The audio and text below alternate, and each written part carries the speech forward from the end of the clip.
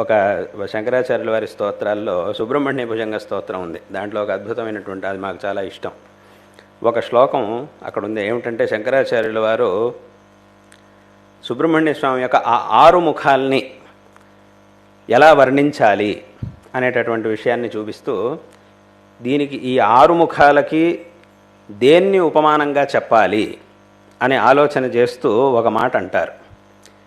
ఏమిటంటే, సదా శారదా షణ్మృగాంకా యది స్యు సముద్యంత ఏవ స్థితాశ్చేత్ సమంతాత్ సదా పూర్ణబింబా కలంకైశ్చ హీనా తదా త్వన్ముఖానాం బ్రువే స్కంద సామ్యం అని అంటారు. నీ 6 ముఖాలకి ఉపమానం చెప్పాలంటే ఎటువంటి సామగ్రి కావాలి అని అంటే, సదా ఎల్లప్పుడూ శారదాహ, ఆ శరదృతువులో కనిపించేటటువంటి ఆ పూర్ణబింబాలు, చంద్రుడు, శరదృతువులో కనిపించేటటువంటి చంద్రుడు, అందులోనూ ఒక చంద్రుడు సరిపోడు, 6 ఉండాలి.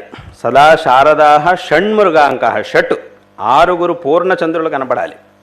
షణ్మృగాంక యది స్యు, ఒకవేళ ఉండేటైతే అందులోనే ఎలా ఉండాలి, ఊరికే వృద్ధిక్షయాలు ఒకసారి ఉదయించడం ఒకసారి అస్తమించడం ఉండకూడదు. సముద్యంత ఏవ స్థితా, ఎప్పుడూ ఉదయిస్తూనే ఉండాలి.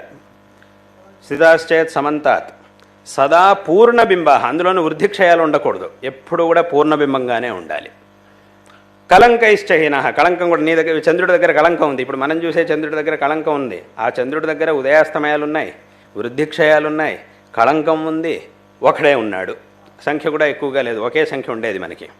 కాబట్టి సదా పూర్ణబింబా కలంకైశ్చహీనా, ఒకవేళ ఇటువంటి పరిస్థితి కనుక ఉంటే తదా త్వన్ముఖానాం బ్రువే స్కంద సామ్యం, అప్పుడు నీ ముఖాలకి నేను ఆ ఉపమానాన్ని చెప్పగలుగుతాను. అది లేదు అని అంటే కనుక నీ ముఖాలకి ఉపమానాన్ని నేను చెప్పలేను. ఎంత అద్భుతమైనటువంటి రచన, ఎంత అద్భుతమైనటువంటి ఆ సాహిత్య రసాన్ని మనం ఇక్కడ చూడగలుగుతున్నాం. ఇది ఒక శ్లోకం. ఇలాంటి శ్లోకాలు ఎన్నో ఉన్నాయి. ఒక శ్లోకం కూడా అక్కడే శంకరాచార్యులు వారు చెప్తారు.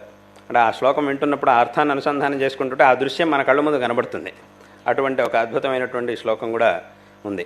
ఇహాయాహి వత్సేతి హస్తాన్ ప్రసార్యాహ్వయత్యాదరాత్ శంకరే మాతురంకాత్ సముత్పత్య తాతం శ్రయంతం కుమారం హరాశ్లిష్టగాత్రం భజే బాలమూర్తిం అని ఒక మాట అంటారు. మన లోకంలో చిన్నపిల్లల్ని చూస్తుంటారు, తల్లి ఒడిలో కూర్చొని ఉంటారు పిల్లలు. ఇందులో తండ్రి అథవా ఇంకెవరైనా వచ్చి ఇట్రా నాయన అనగానే వెంటనే వాళ్ళకి ఇష్టమైనటువంటి వాళ్ళు, పిల్లలకి ఆ ఇష్టమైనటువంటి వాళ్ళని చూసిన వెంటనే ఆ ఒళ్ళోంచి ఇలా కిందకి దిగి పరిగెత్తుకుంటూ వాళ్ళ దగ్గరికి వెళ్తారు. అప్పుడు వాళ్ళు ఇట్లా ఎత్తుకొని వాళ్ళని గట్టిగా వాటేసుకొని ఎత్తుకుంటారు ఆ వచ్చినటువంటి వాళ్ళు. అదే దృశ్యాన్ని ఇక్కడ శంకరాచార్యుల వారు వర్ణిస్తున్నారు. ఇక్కడ అమ్మవారి ఒళ్ళో కూర్చున్నాడు.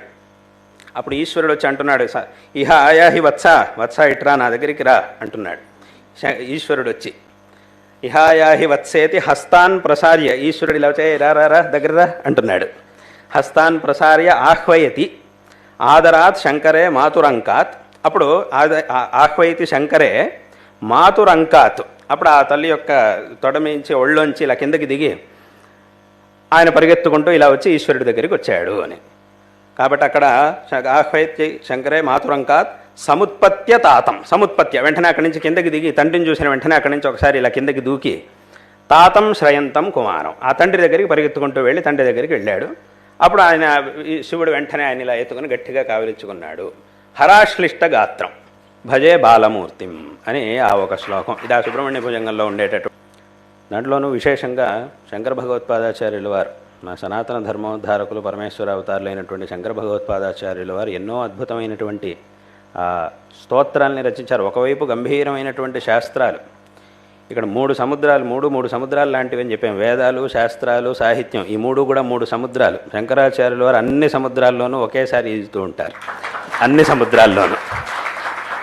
అటువంటి ఒక అద్భుతమైన సాహిత్యాన్ని అనేక స్తోత్రాల్ని శంకర భగవత్పాదాచార్యులు వారు రచించారు. ఎన్నో అద్భుతమైనటువంటి ఆ వర్ణనలు కనుక చూస్తే నిజంగా కాళిదాసు వాళ్ళు కూడా ఎన్నో విషయాలు నేర్చుకోవాల్సి ఉంటుంది. అటువంటి గ్రంథాలని శంకరాచార్యులు వారు రచించారు, అటువంటి అద్భుతమైనటువంటి స్తోత్రాలని రచించారు అని అనిపిస్తుంది.